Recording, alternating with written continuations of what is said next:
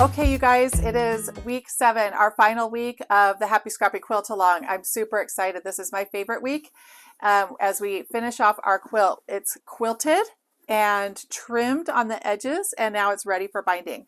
So the method that I like to use, I love to machine bind. If you're hand binding, then more power to you. It takes so much time and it looks beautiful. It looks stunning, but I don't have the attention span for hand binding. So I will be talking about machine binding, and which you can do on your home machine very easily. This method is that I will be showing is probably the most common method that I have seen and gives a really beautiful polished look. It may seem intimidating. I will confess I was intimidated by this method for a long time. And one day it clicked. I just found I had to just do it. I had to stop reading about it and seeing other people's instructions, and I just had to dive in and try it. And once I did, it clicked, and now I can do it in my sleep. It just, once you do it, once you get it, it clicks and it makes perfect sense. So I will be walking you through that. And again, the schedule for the quilt along is all in the description below, along with a link to the free Happy Scrappy Quilt pattern. So that's a free download on my website. The link is below. And if I'm missing any information at all, feel free to add questions in the comments for me, and I'll get back to you as soon as I can. I'm just hoping I don't miss anything for you. So here it is. Here's our quilt. It's ready to bind, and let's get started. I have my strips of fabric cut. These are 2.5 inches by the width of fabric, and that's the width that I like to use for my binding. And most people use 2.5 inches, but there are a lot of people who prefer a tighter binding, so they go like 2.25 inches. So you can play around with that and see what you like. This is my go-to width. Now the first thing we need to do is cut or sew these together into one long strip. Now, when I was sewing my border strips, I talked about how you can do it 2 ways. You can do a diagonal, or you could sew the border strips just a straight line, and I had opted to do the straight line. Now for binding, really you want to do a diagonal stitch, because when you fold it in half, it's going to distribute your seam, so you don't have the bulk that you would if you just did a straight stitch. So typically what you would do is grab a ruler and draw a diagonal line. That's a very bad diagonal line. And then you're going to sew on that diagonal line. I've done this so many times that I just eyeball it, to be honest with you. And I always leave this extra selvage edge off the edge. I don't want that included in my binding, and I don't bother trimming it off, but you can trim it off so you have an exact measurement and everything. I just prefer to eyeball it, and it works out fine for me that way. So I'm going to go ahead and do that.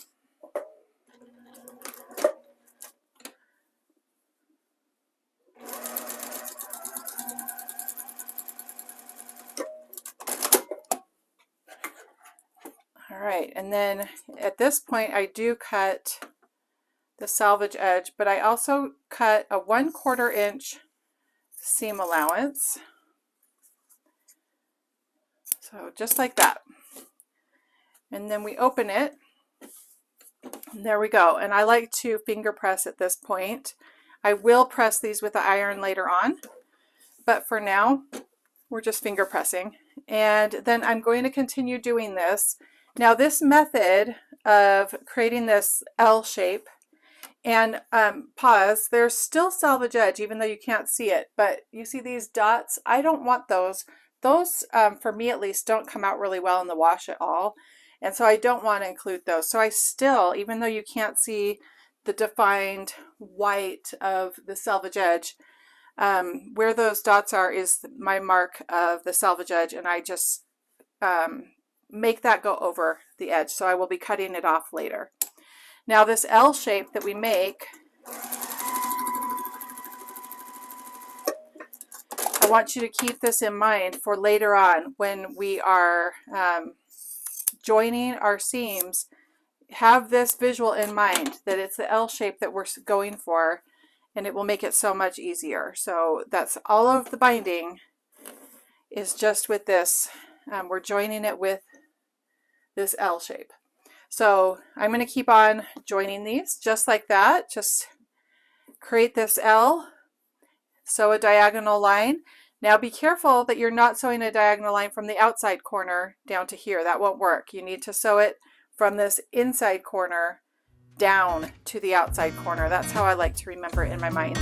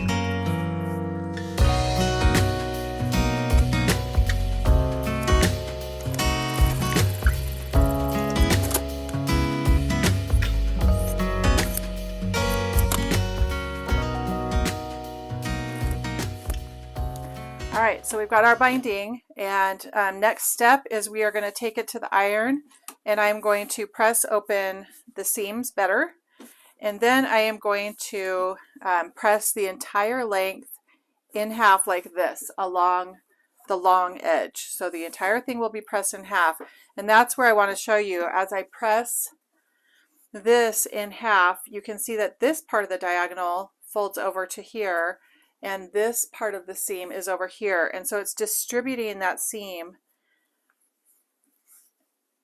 so that I don't have a lot of bulk. If I had sewn a straight line, it all would have been on one exact spot, all of that bulk. And that just because when we sew this to the quilt, we're going to sew this to the back and then fold it over and sew again. It would just be quadrupling our bulk, basically, just giving us a lot for our sewing machine to handle. So this helps distribute it really nicely. So that's that. So I'm going to take it over, press it, and then come back. I've got my quilt situated, and to add the binding, we are going to start, I like to start not quite in the middle, probably because I'm going to leave about a 10-inch opening. So I like to start probably a bit off the middle, maybe a third of the way down, from a third of the way on the length of my quilt. And then I also like to leave a tail of about 10 inches and just pick a spot. So here's going to be my starting spot. Here's the edge of my quilt. And I just decided that's where I'm going to start. Again, probably a third. If I section my length of my side into thirds, it's probably a third of the way from the edge. And I'm leaving this tail, and I'm going to sew, I'm using a 1/4 inch seam allowance to the end, to the edge of the quilt. And I'm actually going to stop a 1/4 inch from the edge, and I'll show you a little trick that I like to do.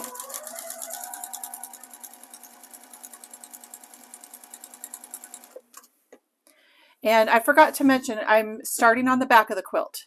So if you were hand stitching your binding, you would start on the front of the quilt, but I am machine stitching, and then we'll fold it over to the front. So for machine stitching, you'll start on the back of the quilt.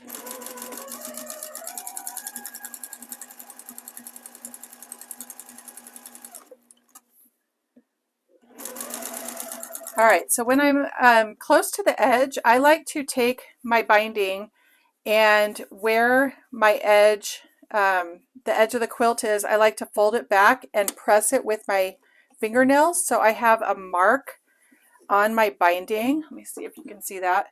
Yeah, I've got this little mark, and that tells me the edge of the quilt, because when you're sewing, it's hard to tell exactly where the edge is. And I want to stop 1/4 of an inch before that mark. And I just eyeball it, but you can actually take out a ruler and measure.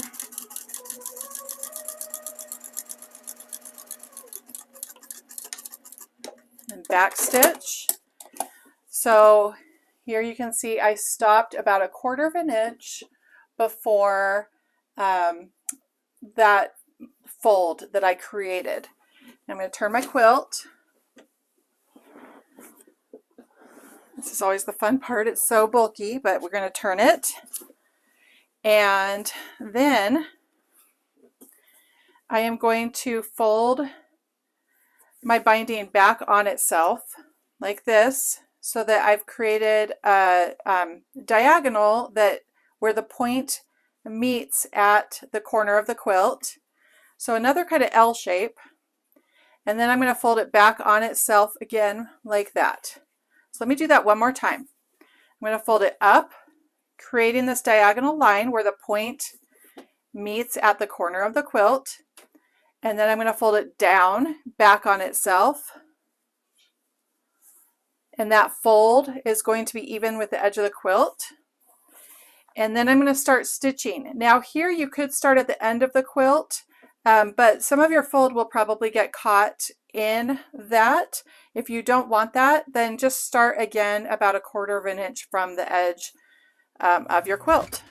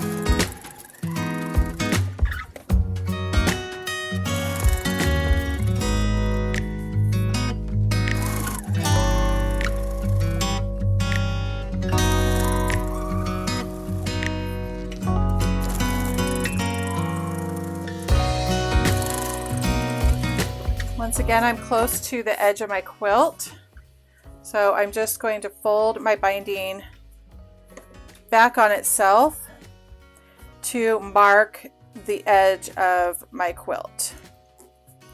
Just finger press that.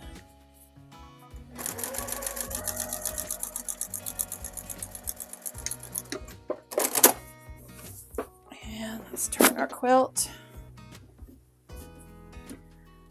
Fold it up and down.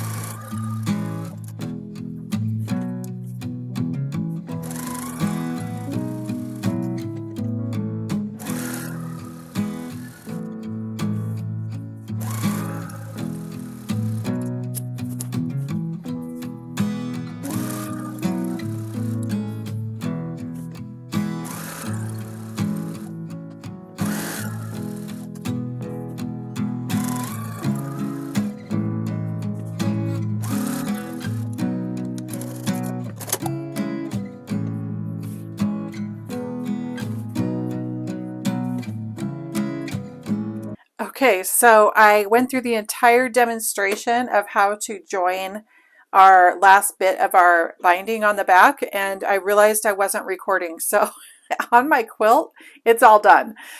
So I created this mock-up. We're going to pretend that this navy gingham is the quilt top or quilt back. See, I just reversed it. All right, well, we're just going to go with that. We're going to pretend the navy blue gingham is our quilt back and that this other print is the quilt top. So remember at earlier on when we were joining our binding that I said, remember that L shape that we created when we joined the binding. So this is where you're going to keep that in mind. But first things first, I've got an opening that, let me see, it's about 10 inches. And I need to trim these tails just a little bit. This is honestly how my brain works and how I do it. So other people might have a different way of talking you through this, but this is how I do it. So I need to bring these inside of this 10 inches. This is too long. So this first piece, I always trim it a bit over halfway. If it's under halfway, it's not going to be enough room to maneuver this little piece of fabric, which you're going to need. And I'm hanging on to this. This bit that I trimmed measures 2.5 inches wide, which is the width that we need because we want both of these pieces of fabric, these binding strips, to overlap by 2.5 inches. Okay, that's really important. So keep that in mind. You want them to overlap by 2.5 inches. So I am going to place this down and overlap it. And then the top one, I'm going to trim at the 2.5 inch mark. Okay, so right at the edge of this. Now, some people overlap these first and then place that down. For me, I can't see that under part, and so it's easier for me just to go like this and overlap it. But I'm going to tell you a little trick. If I were to cut this right at the 2.5 inch, and we're not cutting it on the inside, we are overlapping it and cutting it at the 2.5 inch overlap. If I were going to cut it right on the 2.5 inch, 99% of the time when I join these and then go to stitch it, there's puckering because it's just a little too much, just a fraction of an inch too much fabric. So I usually give this just a gentle pull, just gentle, and then to make sure that it's snug. And then I cut about 1/8 of an inch in from that edge. So let me show you. About 1/8 of an inch in. And what that does is and then I can throw away that scrap. What that does is it creates just enough tension, enough little pull that I don't have any puckering usually. Now, that just depends if my 1/4 inch seam allowance and everything, if not my 1/4, if my stitching is on point and everything. But for the most part, that gives me a nice smooth joint. So here is where we are going to do our L shape. All right. So I've got one strip and another strip, and you can just visualize, pretend these are those strips that we were joining together, and create your L just like that. Right sides together, create your L. And then remember we talked about from the top inside corner to the bottom outside corner, we're going to stitch.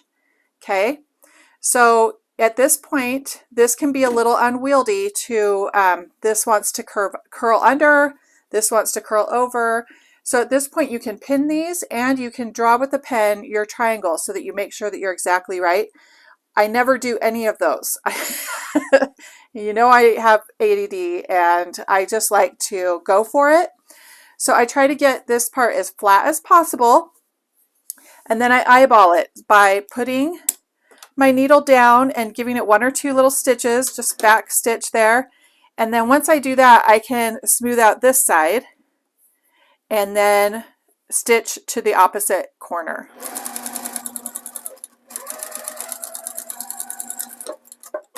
Just like that. Okay, now on all our L shapes, remember we trimmed at this point, but I'm going to say hold off and open this up and make sure this is folded and see if you did it right. Make sure you stitched from the upper corner to the bottom outside corner and that it's all correct. At this point, you can still unpick it and redo it. Once you trim, you can't. So if you trim and then realize you did it wrong, then you've ruined all of the binding and you'll have to redo it all. So don't trim until you've tested it and made sure that it's correct. Now that I know it's correct, I'm going to trim, leaving a 1/4 inch seam allowance. And then again, I'm going to finger press that open. And at this point, I don't bother ironing this part open. I just finger press it. And then I'm going to fold this. And so you can see here, if I just relax it, there's a little bit of pull. That's what I wanted. I want just a little bit. And then if I press it down with my hands, it makes it nice and tight. Too many times I've had puckering and even a little fold because I've had too much fabric in here. So just trimming just a little shy of that 2.5 inch helps me. And now I'm just going to pick up stitching where I left off, and we're going to close that gap and stitch to the other side.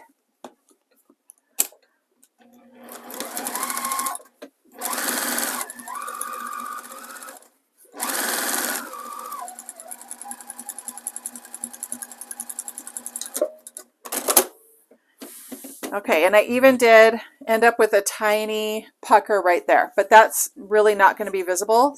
As you can see, look at that, not visible at all because it's just so small. So that's fine. And so next we are going to fold this over, flip it over to the other side and stitch the binding to the top of the quilt. Well, I'm glad that little stopgap demonstration worked because I was so disappointed when I was going to move to the next step and realized that none of that had recorded. So I'm glad I was able to do a little mock-up of that. And I hope that you understood it. And if you have any questions on that, feel free to leave them in the comments. I do have another video on YouTube where I demonstrate the same technique. And so you have that also. All right, so now it's on the back and now I'm just going to flip it over. Now, for those of you who like a smaller, like a 2¼ inch wide strip of fabric, all of those steps are exactly the same, except you're joining that little scrap piece is the same width as whatever the width of your binding is. So that would have been 2¼ inches. But since ours is 2.5, then it's 2.5. So now I'm just flipping it over to the top, just like so. And I am going to stitch as close to the edge as I can and as straight as I can. So this is where I like to take it kind of slow. I tend to really speed through my projects, probably faster than I should.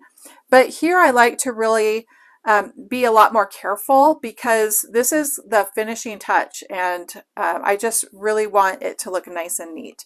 So I'm lining this up as close as I can to the edge.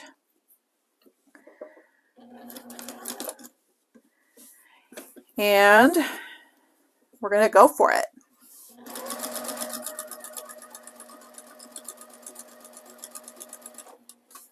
Now, luckily my presser foot, if I line up one of the inside little edges of my presser foot to the edge of my fabric, it's perfect. It gives me a really nice straight stitch close to the edge of the binding. And after I'm done, I'll show you how that looks on the back.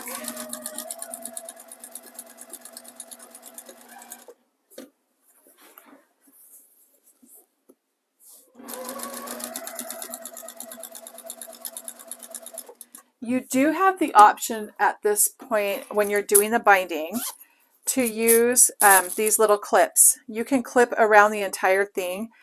I don't like to do that. I like to fold it over as I go because I found that when I clip, I end up having to adjust those anyways. So for me personally, it's just easier to fold little pieces, little parts over as I go.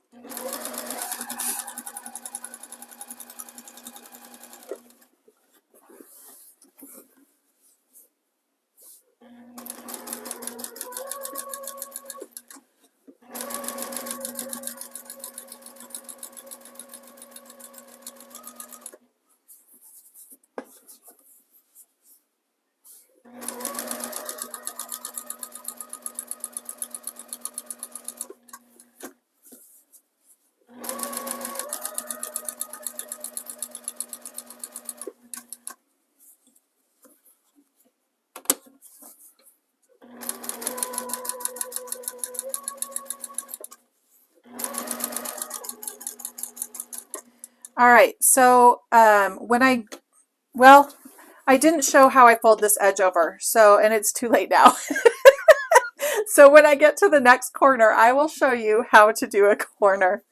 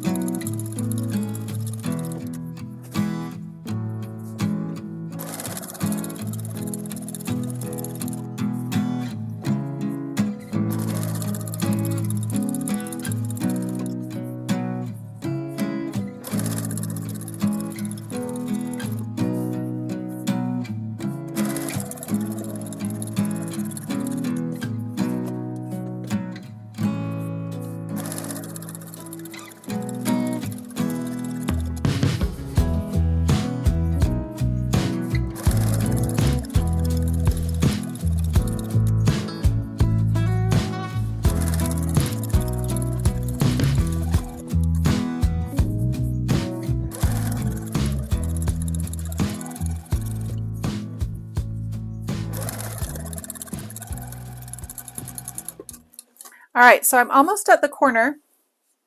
And what I do is I flip, let me make sure I can see. Yes, so I flip this over to the top side, and then this lower edge I flip over and hold flat, and then the side that I'm stitching I fold over until I get a triangle, an angle, not a triangle, an angle that meets at a point right here. Okay, so I just kind of do this by hand, but if you're unsure at all at this point, this is a good time to use those clips or pins to hold that corner in place while you stitch up to it. I've got it held with my fingers and I'm just going to go for it.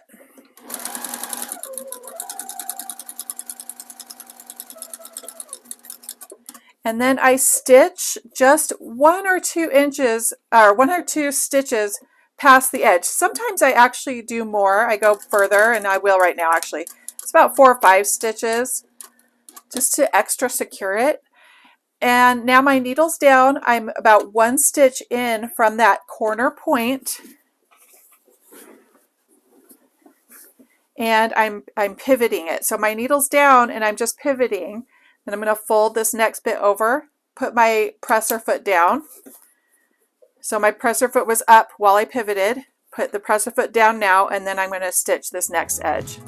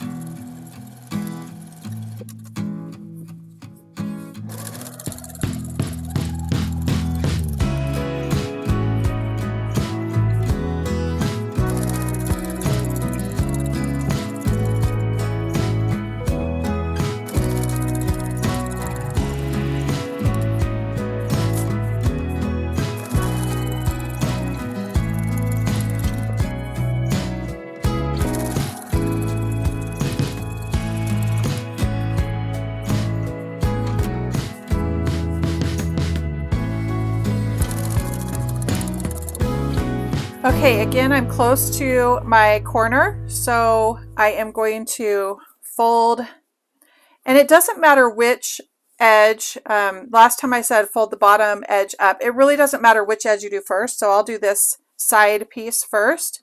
Fold it close to, you know, straight down as if I'm doing the rest of the row. And then this side I fold over.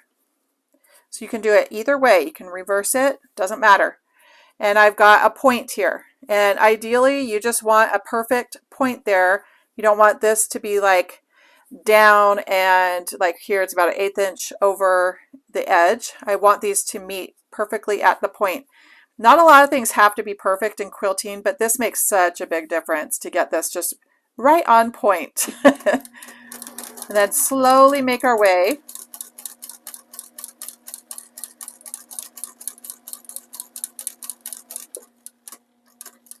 And then I'm just going to do about 2 stitches over, back stitch once so that I'm 1 stitch away from that point, that corner. And then I lifted my presser foot and I'm pivoting with my needle down. Now I'm going to lower my presser foot and keep on going.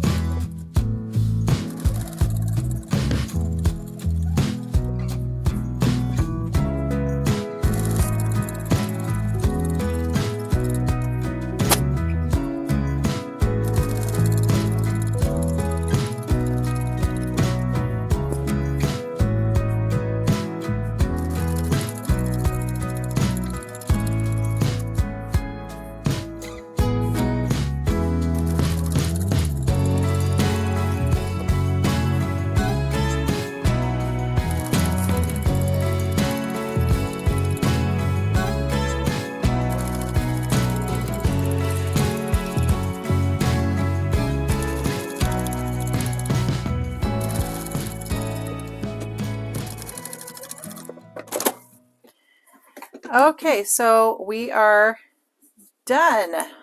This quilt is completely done, and I just wanted to show you how this looks on the other side.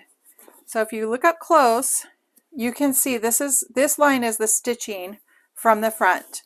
So you do need to take into account what your fabric is on the back. If I were using like a solid or like tonal, but a very solid colored, say a dark fabric like black, and I had white thread, that would absolutely show through. So this is why I love having a machine with really good tension, because I can use a different colored thread on the front as the back on this particular machine, and it's not going to pull through and show. but you need to be careful. So if I had something that required a lighter thread like white on the top, but my quilt back was very dark and would show that white thread, if that was going to bother me, then you need to think about that when you're planning the front and back fabrics and your thread choices. So keep that in mind. This white thread really is almost invisible. Actually, it is invisible. Like, look at that. Can't even see it.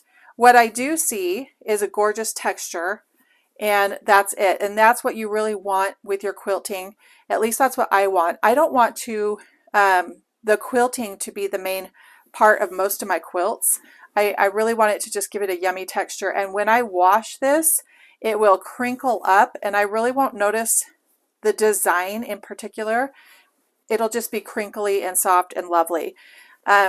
What my favorite part of making a quilt, quite honestly, is washing it and tossing it in the dryer and getting that really super crinkly, soft feel. Some people really hate to do that. They like this smooth, stiff finish. And honestly, there are certain quilts that are works of art. You would not toss them in the washer and dryer. But this one is going to be a cuddly, snuggly, throw quilt either at the end of a bed, or we'll put it in the family room and you can snuggle up while reading a book, that type of quilt. So it's done, and now I'm going to take the quilt and take it off and to whatever destination. I'm heading out of town, and I'll probably take it with me, and we'll photograph it and have some fun pictures at the end of this video for you. One thing that I forgot to add to the back of my quilt is a label. And I really do like to make a point of labeling my quilts. I didn't used to care about that, but honestly, so many people have, when they've purchased my quilts in the past, they've said, I wish you would have labeled it. And I didn't know it was that important. And so typically, I did start labeling my quilts, and I actually really like to do that. We put so much work into our quilts that it's nice that as these get passed down through the generations, and hopefully that's what happens, that people remember who made them and all the love and work that went into them. So typically what I'll do is I'll take a 6-inch square of fabric and fold it into a triangle. And on that triangle, so pretend this is the square. On that triangle, it's not a good square, not a good triangle, I'll write the information, and I'll sew it into the corner like so. And I didn't do that this time, and so I'm going to show you another option to make these. So let me zoom in. Now I've already cut out a little rectangle. This is about 5 by 5. Let's see what we're at. This is 5.5 by almost 5 inches. 5.5 by almost 5 inches. And honestly, I wrote out my information and then I cut around it. So I didn't plan an exact measurement. And I pressed about a 1/2 inch on the top and the bottom. And then what I like to do, so that I don't get, if I just press like this, I'll probably get some fabric showing through like that. I just don't want that. So what I like to do is I like to open this up. So as I'm lifting up this fabric, this is kind of origami. I like to open up this corner and make it go flat. So it forms this triangle right here. And then I actually am going to pin this so that you can see it, so my finger's not in the way. Like that. So here I'll try to do this really close up. There, like that. So I'm going to pin that. Let's see if we can do it. Pin it this way.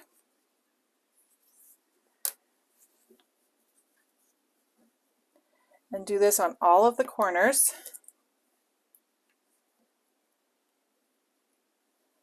And then our final one. And once you try this, it might look kind of strange to try to do this, but once you do it, it's easy. It just wants to be folded this way, I swear. Okay, so now we've got our little corners. And then what I'm going to do is I am going to fold this over, and I'll pin it again so you can see. Fold this over and press it, and all that extra fabric is tucked in so that on the other side I won't see it. That pin did nothing right there. Let's see. There we go. So it's all tucked in. So let's do that again. Take out that pin, fold it over,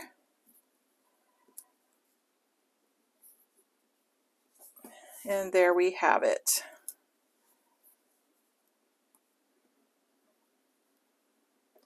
So I'm going to take this and press it, and then we're just going to stitch it onto the back. This quilt does not have a top or bottom, and so it doesn't matter what corner I put it in. So I'm putting it in this corner, and I just want the words, for me, I want this to be at what would be a bottom of a quilt. So I want the words to, you can read them as if this is a bottom corner. And you might be thinking, what about the stitching if I have just a square? But quite honestly, this stitching is so busy that it's not going to matter. So for me, that's fine. Even when I do the triangle, there's, I'm going to have one straight line when I do the triangle in the corner. The rest gets sewn into the seam. It just doesn't matter to me. I think it's fine. We can do it closer to the edge if we want. You can do it more in. I think I'll go closer to the edge. Away from the binding though. So I'm going to go right there. And I'm just going to stitch close to the edge of the label.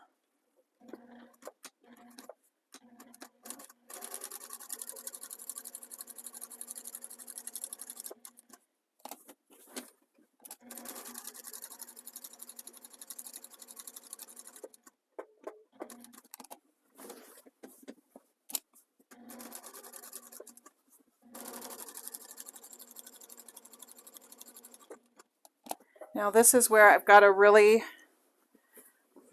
turn the quilt, and it's going to be bunchy, but we're going to do this. We're going to do it. Here we go.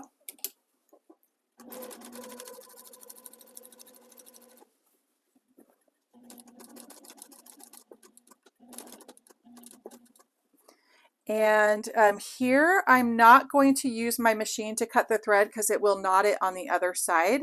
So I'm going to pull up my needle and pull, let's see if I can pull the bottom thread through. This is always the tricky part for me. All right. And then I'm just going to trim it. And I don't think I pulled it through. Yep, there it is on the other side. Okay. Just trim it close. You won't even know the difference. All right, so let's take a look. Here's our label on the back. And there's the front. So really it's the faintest line in the corner, which for me is 100% fine. It's not easy to see at all. Now I will say, I know that I'm going to get questions. For my marker, I use, let's see, it's the Sharpie brand, and it's a laundry marker. So this is a permanent fabric marker, and that's the main thing that you want, is just a permanent fabric marker if you're going to do this method. And there you have it. And that's a wrap. Our Happy Scrappy Quilt Along is complete. We've completed our quilt from the very beginning steps all the way through the binding. We've talked about everything. And if I missed anything, just throw a comment, shoot me a comment or message, and I will get back to you with any of your questions or concerns. I hope you enjoyed this, and I hope you enjoyed the process and realizing that, especially beginners, when they're just trying to figure out the different methods, once you kind of understand the methods, you can break off and do things your own way. You're not bound and stuck to my method and my way of doing things. That's the wonderful thing about this art form. It's both very mathematical and analytical, and super creative. So once you understand kind of the general process and the general rules, which are meant to be broken, you can veer off and get creative and do things your way.